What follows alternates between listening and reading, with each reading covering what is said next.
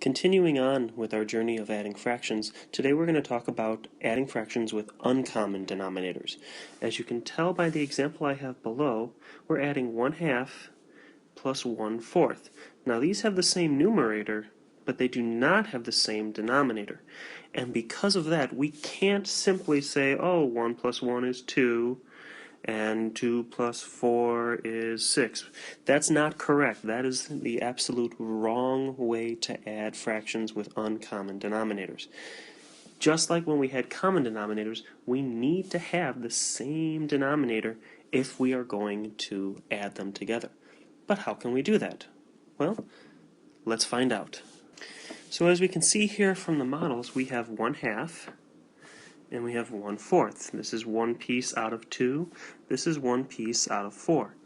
Unfortunately, we can't just take our 1/4 and put it over here, because it won't fill up that entire piece.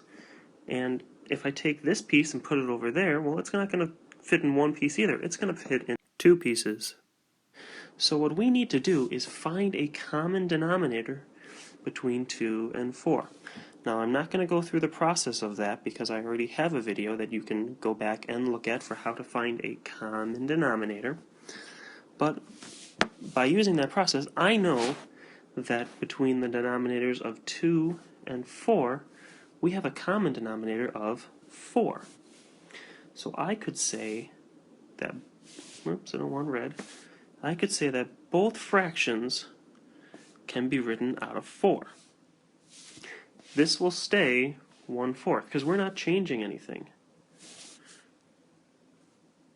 But if I were to split 1/2 into fourths, well, if I split this into fourths, how many pieces do I have here? Now I have 2 out of the 4. So 1/2 becomes 2/4. These are equivalent fractions, and that allows us to create our common denominators so that we can now add it. So if I have 2/4 plus 1/4, I have a common denominator, and I can add them together just like we were doing the other day. 2 plus 1, adding our numerators, gives us 3. Our denominator stays the same. So 2/4 plus 1/4 is 3/4. Think about that. Think about money. When we have money, one of our coins is a quarter. So here's a quarter. I'm going to put a Q in it for quarter. It's called a quarter because it's worth 1/4 of a dollar. So if I have 1/2 of a dollar, how many quarters is that? Well, that's going to be 2 quarters. And 2 quarters is the same as half of a dollar. And if I add them together, well, how many quarters am I going to have? I have 1 over here, I have 2 over here, so I'm actually going to end up with 3 quarters, which we would refer to as 3/4 of a dollar. So it all makes sense. Creating that common denominator allows us to add them together equally. I couldn't just take a half coin and say, oh, it's going to be 3/4 unless I understand that concept. Let's try a different problem now. Now we're trying to add 2/5 with 4/9. I'm not going to use a model to demonstrate it, but we can tell, hopefully right away, that 5 and 9, our denominators, are not the same. So we need to find a common denominator. These denominators are not related to each other like they were before. When we had 2 and 4, well, they're multiples of each other.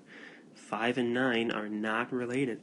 So we're going to have to change both, and we're going to have to figure out what is the common denominator between 5 and 9. Remember, like I said, I have a video on this. Check it out. Figure out how do we get that common denominator. Now I know our common denominator is going to be 45. This is why I wasn't going to make a model off of it, because I don't want to cut something up into 45 individual pieces. That would just be crazy. So if I know my denominator is going to be 45, I had to multiply 5 by 9. So if I multiply the denominator by that, if I want an equivalent fraction, got to do the same to the top. So I'm going to get 18. Over here, my numerator is now going to be 20. What did I have to multiply the numerator and the denominator by to get that? Think of it on your own. I'm not going to tell you.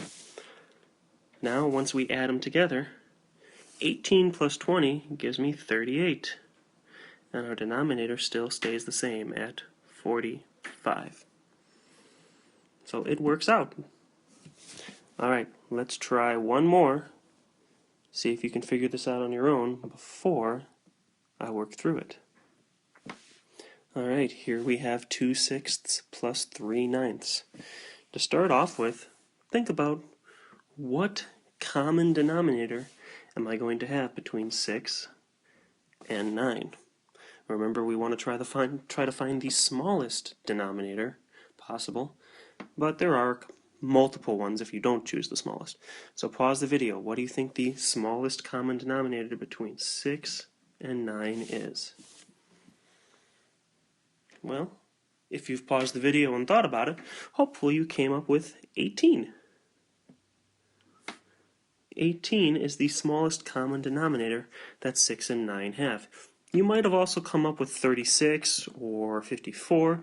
Those would work, but they're not the smallest. We want to try to find that smallest, which ends up at 18. Now, we need to figure out those numerators. So pause the video again, and what do you think the numerator over here will be, and what will the numerator over here be? Well, our numerator on the left side, from 2/6, well, that's going to become 6. So we have 6/18. And on the other side, we're going to have, it's also going to be 6. So we're actually end up adding 6/18 plus 6/18. Pause the video one more time, add them together, and get our sum. It is 12. 6 plus 6 is 12, and the denominator still stays the same. So 12/18. There we go. That's how we add fractions with uncommon denominators. We find a common denominator between our two. We create equivalent fractions, which is just like when we compared fractions, except now instead of comparing them, we're adding them together in the end by adding our numerators and keeping that common denominator that we found.